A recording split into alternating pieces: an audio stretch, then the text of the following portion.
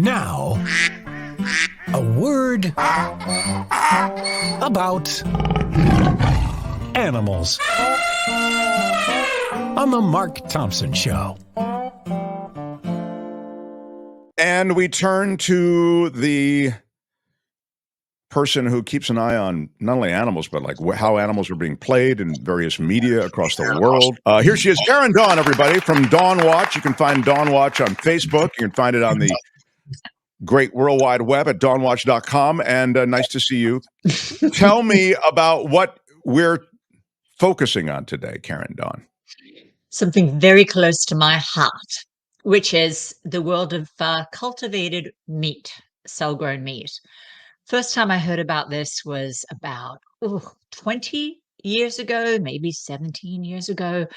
A girlfriend of mine, Mian, at an animal rights conference, whispered in my ear that her boyfriend Gavrik was working on something that was going to change the world, that they were working on growing meat from cells, much the same way that we grow skin from cells to treat burn victims. And the second I heard of that, it just immediately struck me as, oh my God, that's the most wonderful, wonderful idea. Not because I want to eat it. I'm very happy not eating any meat. But because, so far, that was 20 years ago, we haven't had all that much luck persuading everybody else to give up meat. And I thought, well, if we can't do that, maybe we can persuade them to eat cell-grown meat. And well, just to make the point, I don't mean to, and then I'll just shut up. But I was just going to say one of the great promises associated with what you're talking about is that this horror, which I'm not talking about just the planetary horror, the use of water, the amount of land it takes to raise these creatures, and then you get to the humanitarian horror, the way they're treated, the torturous, awful, grotesque way in which these creatures are raised. So all of these things are solved if you can come up with laboratory meat, scale it, and now it's cruelty-free. And if that's what people's appetite is, it can be satisfied without there being all of those impacts that I've just described. Mark, nobody's asking you to shut up. That's awesome that you just said all of that. But yes, you've summarized it beautifully. These are the reasons I thought, it just sounded amazing. In my book, Thanking the Monkey, the section on cultivated meat is called Better Than Sliced Bread. And the next, I'm sorry. I should quote myself better. The best thing since sliced bread. That's what I called it. And sure, it had all this promise, and there were all these companies moving into it, and there was all this venture capital money that was getting into this area. It looked like, oh my God, this is going to be not only a positive for the planet and for all of these creatures, but it's going to be a moneymaker. I mean, this is going to be a tidal wave of money. But what's happened? Well, when I first heard about it didn't have any of that behind it. And that's when I thought, this sounds amazing. It sounds like the best thing since sliced bread. And unfortunately, what happened is then finally, when it caught fire, it kind of overcaught fire. And the amount of excitement around it, it was probably promising things that weren't realistic. And people, for example, they brought it to market and they started in Singapore, they started selling some chicken nuggets. And, it was like $20 for a bucket of chicken nuggets, but they were actually making those at a major loss because, when they produced the first burger cost $1 million to make. Now, a few years later, it cost $1,000 to make. So, we're heading in the right direction. And you're talking the first cell cultivated. Yeah, they've played with so many different names about what it should be called. I've always liked cultivated meat or cultured meat, because it is from cell cultures. And that seems to be where they're kind of landing up. But it doesn't matter what you call it, Karen Dawn. What's the situation with it? Because it's kind of, I was disheartened to learn that there have been some setbacks along the way. There have been setbacks, but there's never been an industry that has hit the market that hasn't had setbacks along the way. So yesterday, there was a big story in the New York Times talking, I think it was called something like the revolution that died on the way to dinner.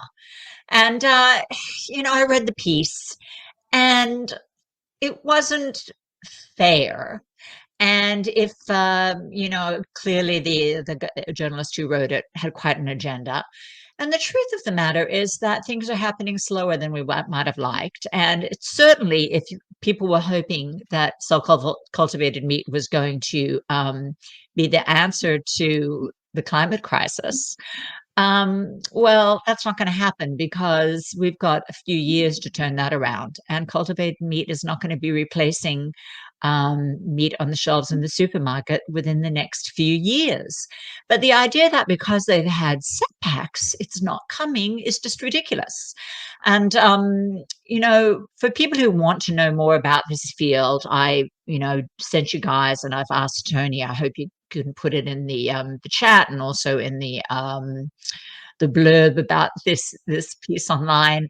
I wrote a 4-page essay on this for the Progressive magazine, Beyond the Slaughterhouse, and this was a few years ago. And as far as I'm concerned, what I wrote then, things haven't changed all that much from where we were 4 years ago. They've improved, and now, actually, they've changed in that they are actually selling this stuff now, and it has gotten the government okay to be on the market. But the issue is scale. They haven't worked out yet how to produce it at a scale such that it can really make a dent in the meat market.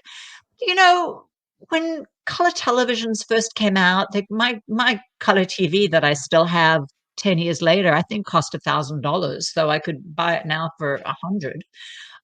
So it bothers me that something that has so much promise for the reasons that you outlined, it gives people an opportunity to eat meat without killing animals. It's really that death knell, they're ringing it a little bit too early, without a doubt, as far as I'm concerned. In fact, in my own response to the New York Times, I quoted Mark Twain, a famous vegetarian who surely would have been way behind this product because he was vegetarian for ethical reasons, not because he didn't want to eat, you know, the poison of meat or something.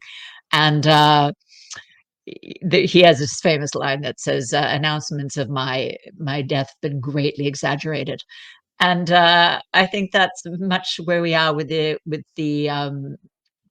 cell cultivated meat situation.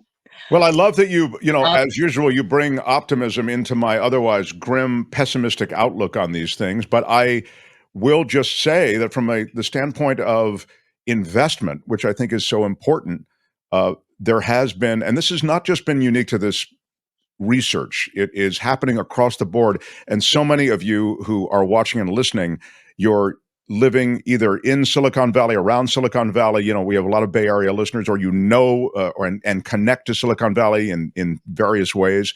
And so that a lot of that venture cap money is going away. The world of exciting investment has changed, dramatically. And so part of that change has affected this industry of cultivated meat, hasn't it, Karen? Absolutely. And the answer to that, Elon Musk apparently says that without government investment, there never would have been electric cars the way they are now. So, yes, a lot of the venture capital money has gone away. It's not the hot new thing that everybody's excited about now because they don't have a lot of patience and it's taking a little bit long. So, what we really need now is government investment. What we have is the opposite. We have got the government heavily subsidizing the meat industry still, from the gruesome Mustang roundups being sort of a small little area of subsidies that are gruesome indeed, on behalf of the cattle ranchers, which we've discussed before on this show, to allowing the factory farmers to not pay tax on, not have to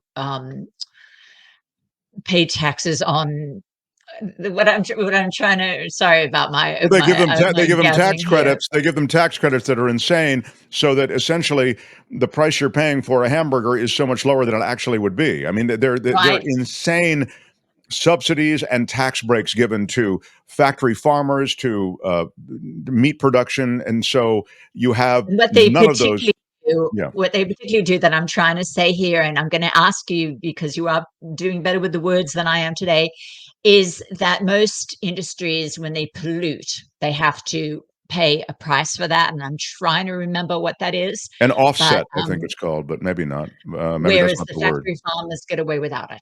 So it's Yeah. just crazy the kind of breaks that the factory farming industry, that the meat industry, some people might remember that during COVID, despite the fact that people were dropping dead in these meat processing facilities, let alone the animals, because of the circumstances, the conditions that they work under.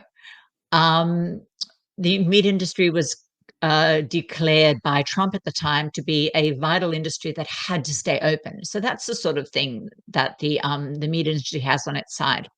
And Yeah, we've talked if about that on this show before. It's a shameful thing that many of these people are in the country um, under illegal status. You know, it's a lot of people who've fled here and they're forced to work in these horrifying conditions, horrifying for every creature involved.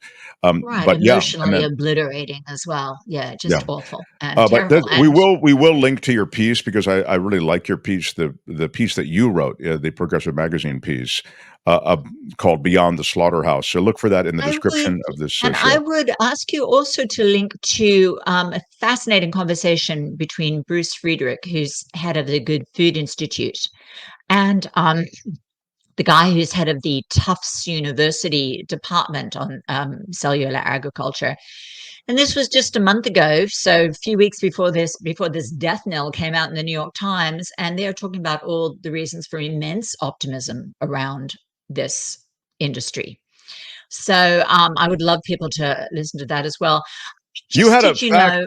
know? You had a fact, and then we'll wrap up. And I know you have another Okay. thing you probably want to work in, which is fine. But you had a fact that I thought was interesting, which was that 30% of animal protein is consumed by pets. Is that right? Absolutely. And, on another time, I know people have said, our Karen's dog's vegetarian and blah, blah, blah, blah.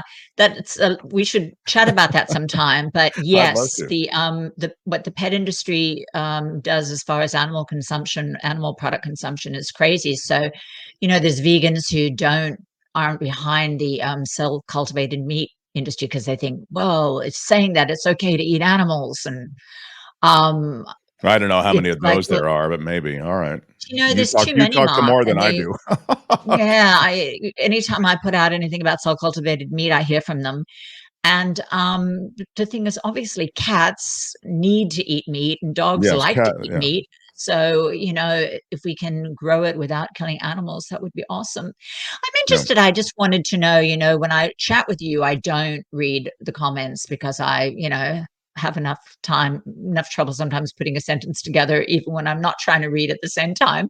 But are people in general, I'm interested in how, people like your audience mostly do eat meat, but also do care about animal suffering. And I'm just interested in whether that or not they tend to be open to this idea, or if they just think it's like science fiction and horrible, or is it, Open to the idea you of know, a cultivated meat? cultivated meat? Yeah, that's Yeah, I mean, grown much I the way can't that imagine. I skin mean, is. well, whether they eat meat or not, I mean, I can't imagine that too much of the audience has a problem with cultivated meat. I mean, I don't see where there'd be a problem. Although it may be in your mind there'd be an issue. Lab grown meat is identical to actual meat. Yeah, because it is actual meat cells. Laurie says that's exactly right. They do this with human skin for grafts, as Lori's you have not your noted. average gal. Yeah. No, but That's a compliment, Lori. She's very well informed. It's been my experience based on Absolutely. her comments, Yeah. but she can also be very difficult. Honestly, Lori, let's face it. What? But you look at somebody like you really Randy. If you want somebody difficult, Troublemakers. What do the my troublemakers say? yeah, he's a well-informed guy who likes to make trouble. If everyone went vegan at this point, you'd still have to have large-scale farming to feed everyone. This is the if everyone went vegan. I really must tell you though, I don't like I'm not on a vegan jihad, and I'm not here to browbeat my audience every week to vegan, and I'm I really haven't not. been, I mean, so I'm I don't just know what not. Randy's on about. No, worked in biotech and R&D for years, says Lori. Yeah, Lori's very smart, obviously, and so is Randy. So this is my point. Yeah. My audience tends to be very smart. Many better informed on many topics than am I. And for that reason, they wouldn't reject something out of hand necessarily, like I wouldn't think cultured meat. Now, they may say, hey, man, I don't care. I'm eating this. I don't like the taste of the hot dogs because plant-based, whatever it might be, because there's a full range of taste on these substitutes. But in general, if you look at the comments, I think you'll find that people are fairly open to sensible solutions to various problems. And this is a real problem, so. And it's a real solution. And it is a real solution. I hope they can find the money and the support. And as you say, the government fix is in, which makes it a little harder. We're out of time. Love our time together. Again, it's DawnWatch. You can find her at DawnWatch.com. Also on Facebook, DawnWatch. Karen Dawn, everybody. Thanks, Karen. That's a word about animals for today. Join the flock. Again next time for a word about animals on the Mark Thompson Show. Hi, it's Mark, and I thought that was great. Hit the notification bell. You'll know whenever there's a new video being dropped, and please subscribe to our channel to help us save the universe.